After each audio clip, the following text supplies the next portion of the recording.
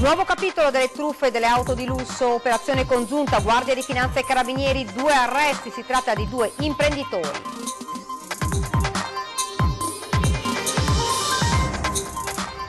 Caso Grandi Navi, dopo l'incidente di San Basilio, il ministro delle infrastrutture Danilo Toninelli è arrivato a Venezia, al vaglio le soluzioni per la crocieristica.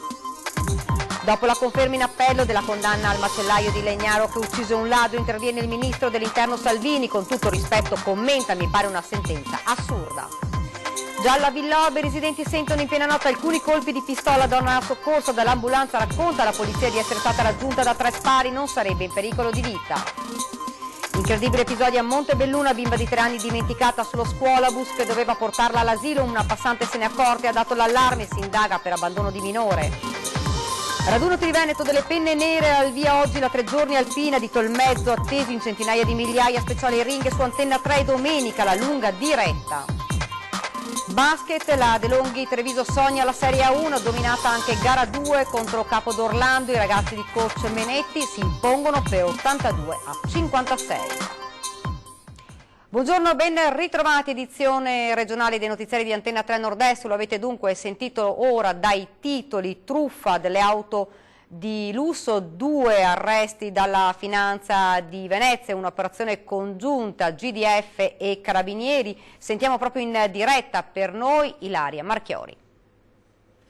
Buongiorno da Chioggia, torniamo a parlare della truffa delle auto di lusso con la conclusione di un'operazione che è iniziata, lo ricordiamo, lo scorso febbraio e che aveva portato alla denuncia di 15 persone proprio per truffa e riciclaggio. Le indagini della Guardia di Finanza di Venezia e dei Carabinieri di Chioggia hanno portato ad altri 2 arresti. Si tratta di 2 52enni di Jesolo che sono in realtà ritenuti i capi dell'organizzazione criminale dietro al finto concessionario di Auto OK, che in 3 settimane ha venduto auto di lusso appunto per quasi 400.000 euro, sparendo poi nel nulla senza consegnarle ai proprietari. L'accusa per i 2 52enni è infatti di riciclaggio. Ricordiamo che lo scorso febbraio 6 dei 15 indagati erano stati colpiti da un provvedimento di obbligo di dimora, tra questi il titolare di una società con sede a Romano d'Ezzelino che si occupava di trasferimento di somme di denaro.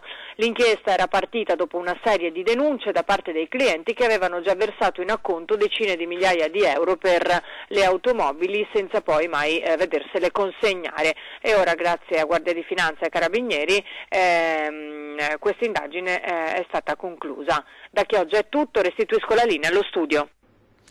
Grazie Ilaria Marchiori, andiamo avanti con il nostro telegiornale, rimaniamo in provincia di Venezia. È arrivato a Venezia il ministro ai trasporti Danilo Toninelli a meno di una settimana dalla manifestazione contro le grandi navi. Dopo l'incidente avvenuto alla Giudecca, il ministro ha sorvolato l'area portuale, atteso l'incontro fra il ministro e la stampa. In programma non c'è invece alcun incontro con comune o regione, con cui in questi giorni tra il presidente Zaia e il sindaco Brugnaro c'è stato un continuo botta e risposta condito da gele e polemiche. Ovviamente su questo arrivo del ministro Toninelli vi daremo notizie nel corso dei nostri prossimi telegiornali a Venezia. 2 giorni dopo la sentenza in appello che condanna Walter Onicchini dopo aver sparato al ladro, interviene anche il vice premier Salvini. Sentite. Ma come si fa? Con tutto il rispetto, mi pare una sentenza assurda. Così il ministro dell'interno Matteo Salvini ha commentato su Twitter la notizia della conferma in appello della condanna a 4 anni e 11 mesi nei confronti di Walter Onicchini, commerciante di Legnaro accusato di tentato omicidio per aver sparato ferendo il ladro che si era introdotto nella sua abitazione per un furto la notte del 22 luglio del 2013. Onicchini poi ha caricato il ladro in auto e lo ha abbandonato ad 1 chilometro da casa. Il capo del Viminale ha scelto un breve commento via social per esprimere solidarietà al macellaio padovano che ora si appresta a fare ricorso in Cassazione.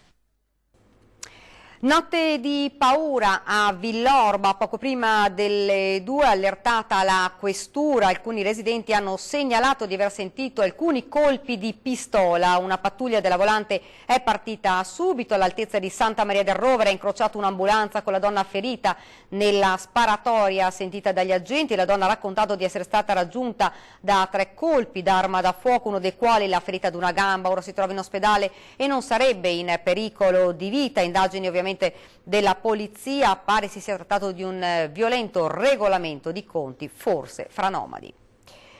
E bimba di appena 3 anni scordata sullo scuolabus. È successo a Montebelluna. La piccola sta bene, avviata ovviamente un'indagine.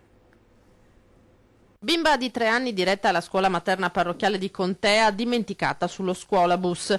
L'incredibile episodio ieri mattina a Montebelluna, solo dopo mezz'ora che il mezzo era stato parcheggiato in via Canova e chiuso, una passante si è accorta della piccola all'interno del bus e ha dato l'allarme. Una catena di coincidenze ha fatto sì che nessuno, né l'autista né il nonno vigile che accompagna i piccoli, si accorgesse della bambina che, probabilmente addormentata su un sedile, è rimasta a bordo del pulmino, e nessuno si era nemmeno accorto della sua assenza all'asilo, non essendoci la solita maestra ad accogliere i piccoli. Quando è scattato l'allarme sono intervenuti i vigili urbani che, rintracciato l'autista, gli hanno fatto aprire lo scuolabus per far scendere la piccola.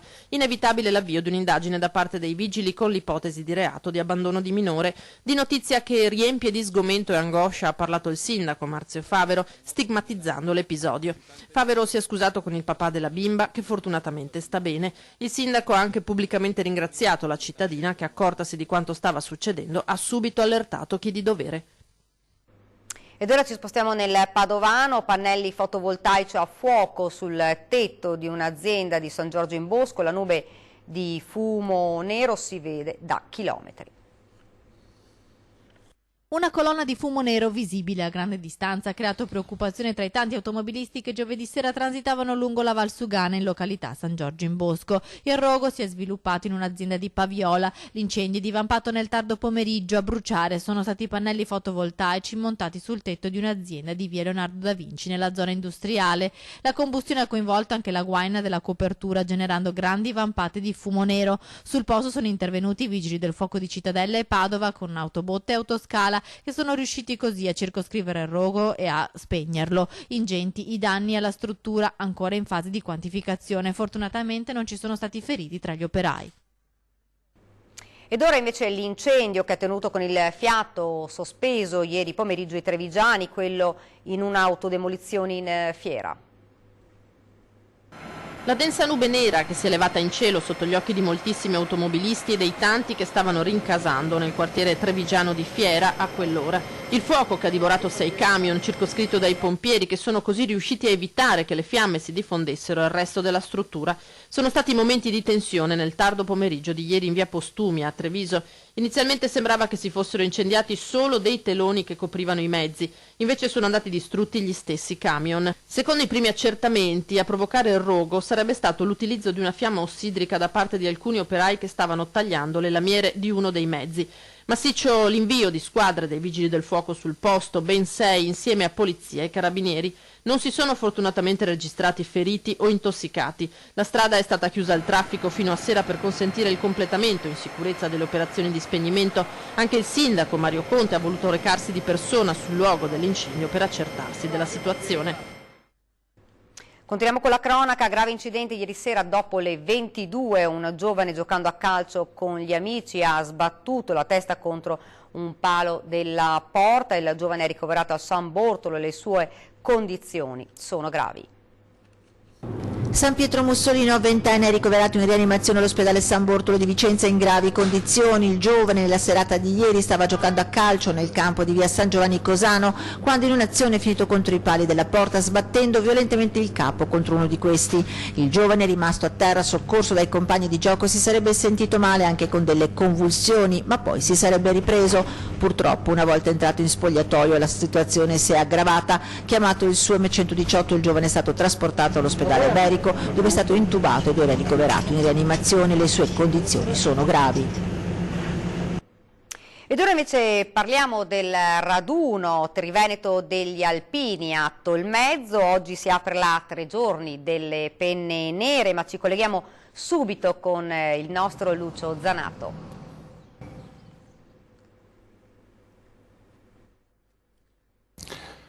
E allora buongiorno ai telespettatori di Antenna 3, mi trovo a Udine Sud, a Carniacco, per la precisione alle mie spalle vedete il tempio dedicato ai caduti del Don. Perché sono qui?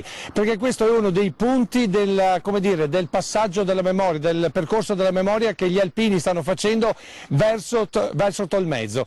Tolmezzo dove domenica ci sarà l'adunata triveneta degli alpini e dove gli alpini, soprattutto i veneti, i friulani, ma in genere gli alpini insomma di tutto il nord-est, convergono quest'anno per questa adunata triveneta. Questo è uno dei punti, perché qui ci sono i resti di tantissimi alpini che sono morti sul fronte del Don e che il parroco di Cargnacco ha voluto con sé, perché è anche il parroco militare in quella tragedia. Però veniamo alla 3 giorni di Tolmezzo, che è cominciata questa mattina alle 9 con una cerimonia, e prego la regia di Alessandro Granziera sulle immagini montate da Francesco Ceron di farvi vedere la cerimonia di questa mattina alle 9 dove la nostra troupe si è recata insieme alle autorità a 1619 metri, dove c'è Caserma Malpasso e dove Maria Plotzner Mentil, una delle portatrici carniche, cioè delle donne che portavano in prima linea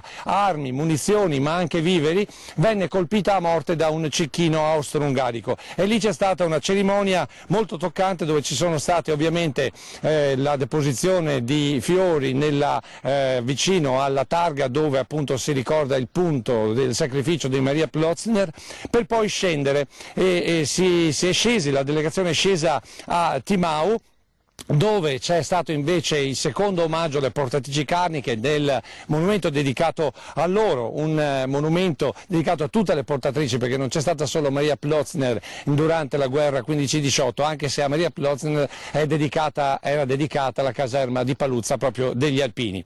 Allora lì c'è stata un'altra cerimonia molto toccante, tra l'altro la presenza degli alpini che sono giunti sia dal Friuli, c'era una delegazione da Gorizia, c'era una delegazione da Valdagno, ma soprattutto proprio giù a Mentil sono arrivate le salmerie di Vittorio Veneto. Allora queste sono state, diciamo così, le prime 2 cerimonie ufficiali che hanno dato il via a questa 3 giorni di Tolmezzo della adunata triveneta degli alpini. Oggi pomeriggio alle 14 a Tolmezzo ci sarà la presentazione del libro I resti della Iulia, e proprio per questo noi siamo qui, perché proprio alle mie spalle ci sono i resti della Iulia in quella devastazione che è stata il Don. E poi questa sera alle 20:30 il primo concerto di cori al Teatro Comunale Luigi Candoni, appunto in quel di Tolmezzo. Ovviamente gli alpini stanno sopraggiungendo a Tolmezzo, noi seguiremo questa 3 giorni costantemente in diretta. Questa sera non ci sarà, proprio appositamente per questo, 40, ma ci sarà un ring speciale, quindi con i collegamenti, con studi aperti proprio a Tolmezzo, quindi serata da seguire su Antenna 3. E adesso io vi lascio con 2 interviste importanti che sono state registrate dal nostro Fabio Verin e dal nostro Paolo Botero proprio questa mattina a Caserma Malpasso, a 1619 metri, quindi in alto, proprio vicino a quello che è stato il fronte del 15-18, e nella sequenza il presidente della sezione carnica Ennio Blanzan e poi al rappresentante degli alpini di Perth, Australia. Pensate da dove sono venuti, ovvero Roberto Puntel, proprio per sentire che sentimento si prova a tornare in queste zone. Dopodiché linea allo studio. Qua abbiamo fatto la lapide che vedete qua, l'abbiamo posta la sezione carica nell'82 in occasione del premio Fedeltà alla Montagna, che è un premio a livello nazionale che è stato premiato il gestore della Marga qua a Pramosio, e oggi è giusto iniziare il nostro Triveneto con gli onori alla portatrice carnica Maria Plotzner, decorata a medaglia d'oro, anche per ricordare tutte le 600 portatrici carniche della carne che hanno operato durante la Prima Guerra Mondiale. Oltre a viveri anche munizioni portavano? Sì, anzi più munizioni che viveri. Naturalmente qua su c'era, specialmente d'inverno con metri e metri di neve, allora era il momento che venivano su le portatrici. Penso che anche quando è stata ferita la Maria Plotzner ci fosse già neve, perché qua a settembre già comincia a nevicare. Io comando la sezione di Perth del West Australia, sono il presidente e cerco di tenere sempre vivo questo nostro il cappello alpino, l'alpinità con tutti gli italiani all'estero, e sono anche il vicepresidente del Focolare Furlan di Perth. È un onore per me essere qua oggi, che veramente noi emigranti quando torniamo sempre a casa ci piange il cuore, perché gli emigranti siamo sempre via di casa, siamo sempre via, si sta bene all'estero ma il cuore è sempre qua. Un bacione e mandi a tutti. Ovviamente ci ricollegheremo con il nostro Lucio Zanato nel corso delle prossime edizioni dei nostri telegiornali. Ovviamente non dimenticate questa sera lo speciale su Ring proprio su questa 3 giorni delle pene. Ora ci fermiamo per una breve pausa pubblicitaria.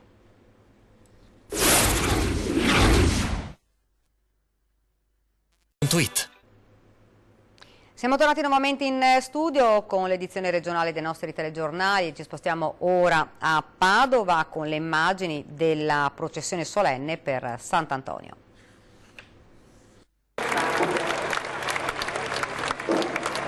Quando la statua di Antonio esce dalla basilica, la folla applaude come ad abbracciare con devozione il santo del popolo, il santo a cui ci si aggrappa e ci si affida con una semplice preghiera per chiedere protezione.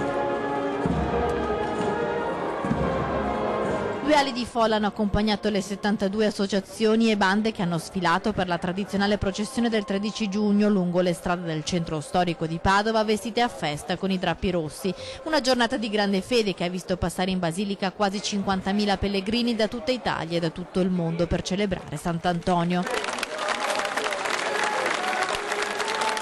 Insieme al santo hanno sfilato le reliquie salutate dalla folla. Quest'anno i numeri sono da record. Le 11 messe celebrate durante la giornata in basilica sono state ascoltate dai fedeli stipati fino alle porte d'ingresso. Lunghe code si sono formate dall'alba per passare e accarezzare la tomba di Antonio. Solo nell'ultima messa, delle 21, sono state distribuite 10.000 ostie. Antonio è un santo universale, ha detto durante la messa solenne. Prima della processione il vicario dei frati minori conventuali. Significative anche le parole lette dal palco dal sindaco Giordani, che ha ricordato il grande operato e la vicinanza del santo agli ultimi.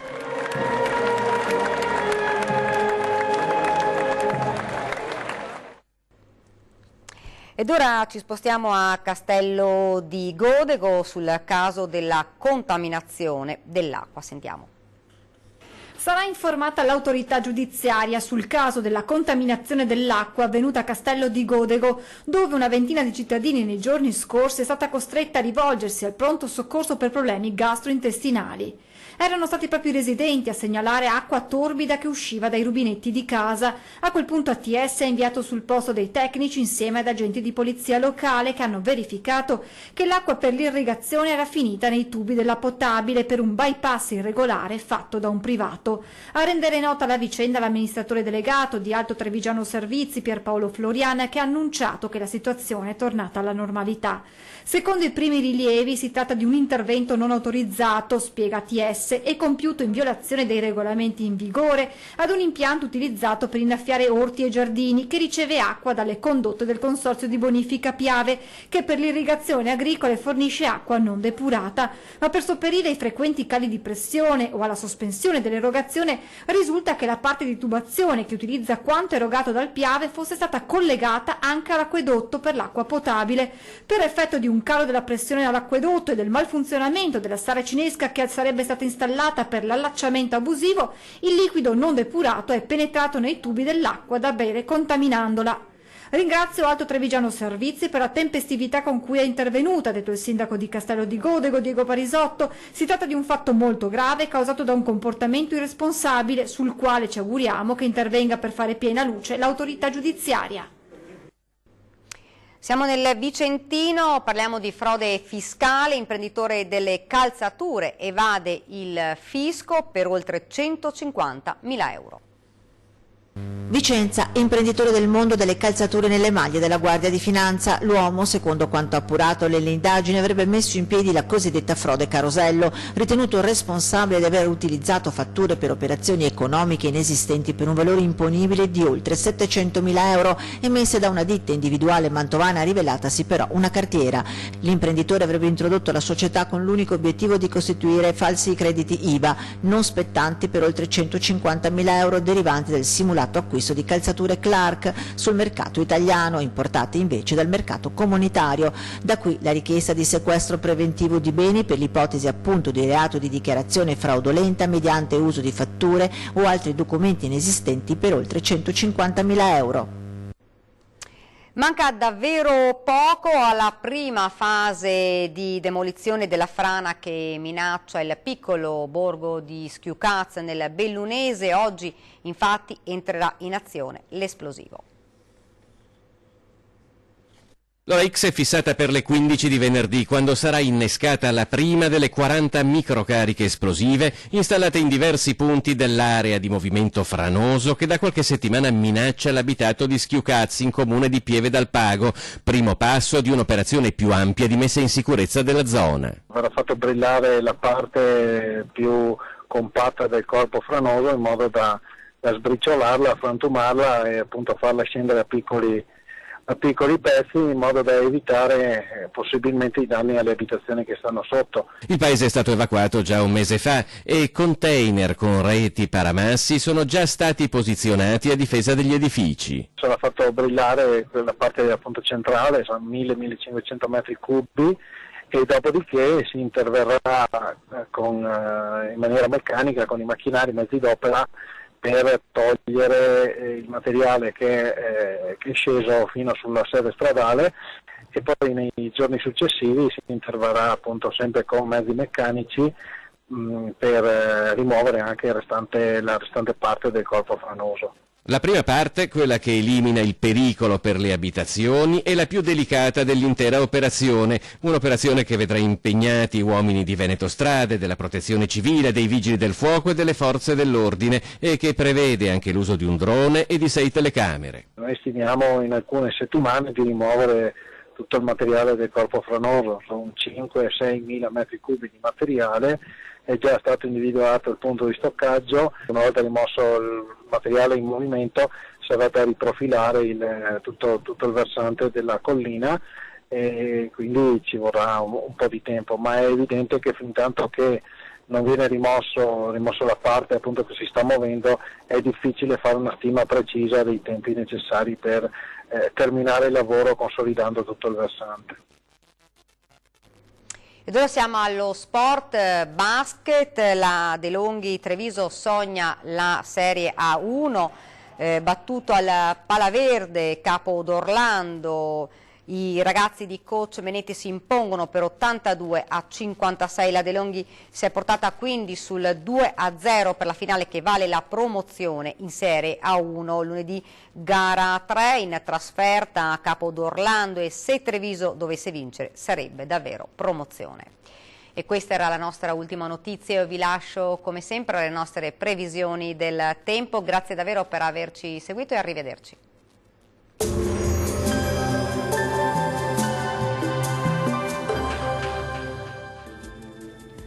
Ben ritrovati al meteo. Le nostre regioni godono di un tempo asciutto e di un clima anche piuttosto caldo grazie alla costante presenza dell'anticiclone, ma vediamo il dettaglio di venerdì 14 giugno. Sul Veneto sarà ampiamente soleggiato dappertutto, non sono attese piogge, il cielo sarà sereno o al massimo poco nuvoloso, specie sui settori montuosi. Temperature minime tra 14 e 19 gradi, massime comprese invece tra 25 e 29 gradi. E sarà una splendida giornata di sole anche sul Friuli Venezia Giulia, dove il cielo si presenterà sereno e sgombro da nubi un po' su tutti i settori, come ci mostra la nostra grafica. Temperature minime tra 15 e 21 gradi, massime comprese tra i 26 e i 30 gradi. Uno sguardo infine alla situazione del Trentino Alto Adige. Anche qui sarà soleggiato ovunque, sempre grazie alla presenza dell'alta pressione. Non sono attese piogge, il cielo sarà sereno o al massimo con qualche nube a carattere sparso. Temperature minime tra 15 e 16 gradi, massime sui 34 gradi. Bene, dal meteo di Antena 3 per ora è tutto, vi do appuntamento al prossimo aggiornamento. Arrivederci.